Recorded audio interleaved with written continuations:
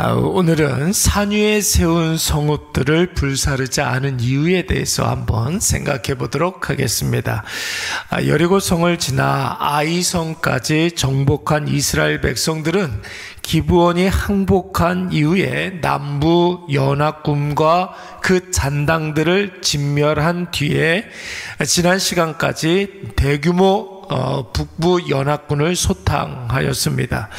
여러분, 오늘 우리가 읽은 본문의 말씀에서는 북부 연합군을 크게 이기고 그 이후에 사후 처리가 나오고 있는데, 여러분, 핵심 내용은 북부 연합군의 우두머리였던 하소랑 야빈과 그 휘하에 있었던 모든 병사를 칼로 쳐 죽이고 하솔의 모든 성읍을 불살랐는데, 여러분, 다른 성읍들, 그러니까 특히 산지에 있는 성읍들을 다 불살라서 태워 없애버리지 않았다라는 것입니다.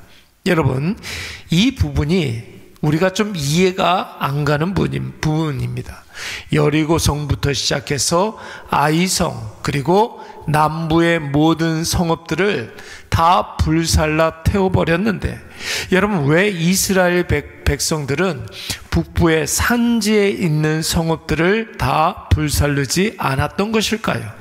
여러분, 이스라엘과 여호수아가 욕심이 나서 하나님이 진멸하라는 것을 일부를 남겨놓은 겁니까? 만약에 그렇다면 12절 말씀에 모세에게 명령했던 그 하나님의 명령을 여호수아가 준행하지 않은 것이 하나도 없었다, 이렇게 이야기하지 않았을 것입니다. 만약에 여호수아가 욕심으로 말미암아 산지에 있는 성읍들을 불사르지 않았다 한다면 오늘 15절 말씀처럼 여호와께서 모세에게 행하신 모든 것을 여호수아가 하나도 행하지 아니한 것이 없었더라, 이런 말씀이 나오지 않았을 것입니다. 여호수아가 하나님의 말씀을 완벽하게 순종했기 때문에 가나안 북부 성읍에 있는 성들은 불태우지 않은 것입니다. 여러분, 어떤 말씀일까요? 신명기 6장 10절 이하의 말씀에 보면 굉장히 중요한 말씀이 나오는데, 하나님께서 모세에게 말씀하시기를, 신명기 말씀이니까 모세에게 말씀하시기를, 가나안 땅에 들어가면 절대로 너의 하나님을 잊지 말라고 하시면서 어떤 하나님을 잊지 말라고 말씀하셨느냐면, 네가 건축하지 아니한 크고 아름다운 성읍을 얻게 될 것이다, 이런 말씀이 나옵니다. 그러니까 무슨 말이에요? 가나안 땅에 가나안 사람들이 건축한 그 성읍을 너희가 다 취하게 될 것이다, 이런 뜻입니다. 네가 채우지 아니한 아름다운 물건이 가득한 집을 얻게 될 것이다. 가나안 사람들이 그 안에 온갖 좋은 것들이 있는데 그것을 너희가 차지하게 될 것이다, 이런 뜻이죠. 네가 파지 아니한 우물을 차지하게 될 것이고, 네가 심지 아니한 포도원과 감람나무를 차지하게 될 것이다. 그 하나님을 너희가 잊지 말라는 것입니다. 그러니까 오늘 하나님께서 모세에게 이르신 이 말씀을 이루시기 위해서 오늘 하나님께서 여호수아에게 산 위에 세운 성읍들은 불태우지 말라, 없애버리지 말라, 이렇게 말씀하신 것입니다. 여러분, 여기에서 우리가 주목해 봐야 할 것은 다른 게 아니에요. 하나님이 모세에게 이르신 것들을 모세가 아닌 여호수아가 이루었다는 것입니다.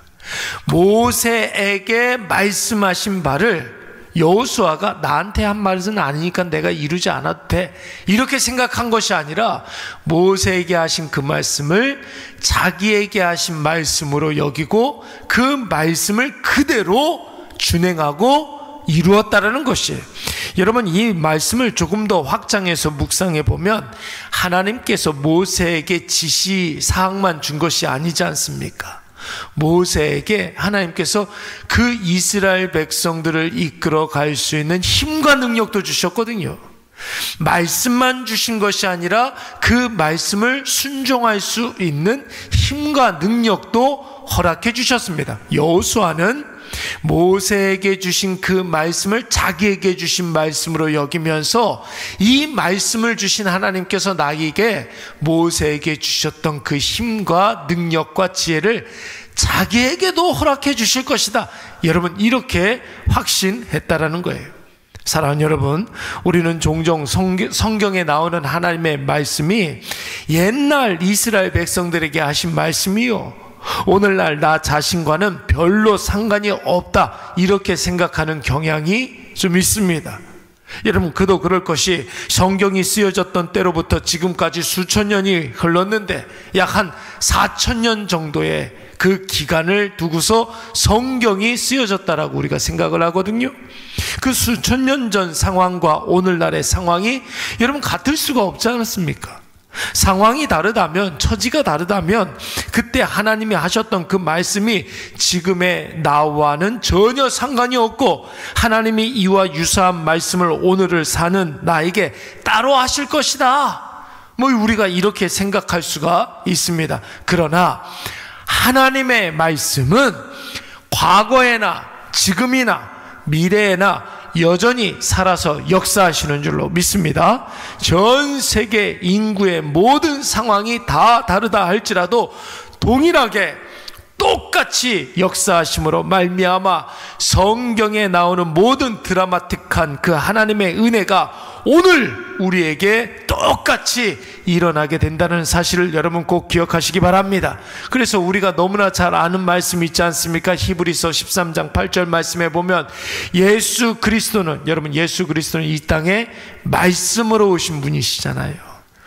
말씀이신 그 예수 그리스도는 어제나 오늘이나 영원토록 동일하신 줄로 믿습니다. 또 이사야서 40장 8절 말씀에 보니까 풀은 다 시들고 마르지만, 나무는, 그 아름다운 나무들은 다 시들지만 없어질 때가 있지만, 이 세상의 모든 것들은 다 유한하지만 그 한계가 있지만 오직 하나님의 말씀은 어떻게 된다고요? 영원히 서리라 하니라. 할렐루야. 우리가 하나님을 믿는다고 할 때 그 믿음은 두 가지 차원이에요. 하나는 나에게 있는 모든 상황을 하나님께서 주셨다라는 것을 우리가 믿는 거예요. 여러분, 우리를 둘러싸고 있는 모든 환경과 그 모든 형편을 누가 주셨다고요?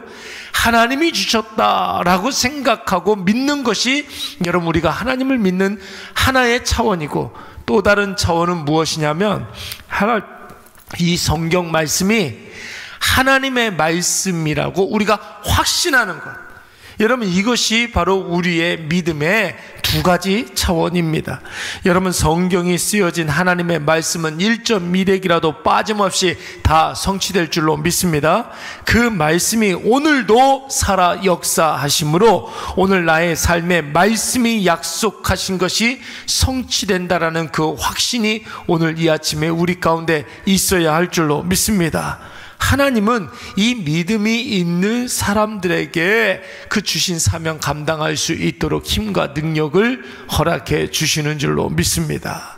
그러므로 사랑하는 여러분, 하나님이 오늘 가나안 북부 연합군을 격퇴하시고 가나안 북부의 산지에 있는 아름다운 성읍을 주셨다는 사실, 그 사실을 우리가 확신할 수 있다면 오늘 하나님께서 그 당시 여호수아에게 하셨던 놀라운 일들을 오늘 우리에게 이루어 주실 줄로 믿습니다.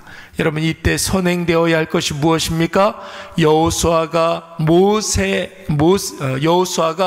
하나님께 모세에게 받았던 그 명령을 자신에게 하신 명령으로 여기고 그 명령에 순종했던 것처럼 오늘 우리에게도 성경에서 위대한 신앙의 선조들에게 하셨던 그 말씀을 오늘 나에게 하신 말씀으로 여기시기 바랍니다.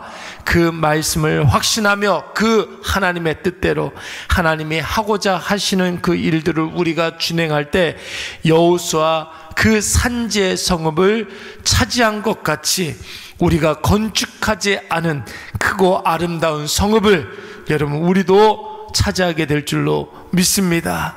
우리가 채우지 아니한 아름다운 물건이 가득한 그 집을 얻게 될 것이며 우리가 파지 아니한 우물을 차지하게 될 것이고 우리가 심지 아니한 포도원을 차지하게 될 줄로 믿습니다. 오늘 이것을 꼭 기억하셔서 하나님의 말씀을 다른 누군가에게 하신 말씀이다 이렇게 생각하지 마시고 오늘 바로 나에게 주신 말씀으로 여겨서 그 말씀대로 순종하시기 바랍니다. 오늘 하루 가운데 산지의 아름다운 성읍을 우리가 차지하게 될 줄로 믿습니다. 우리 잠깐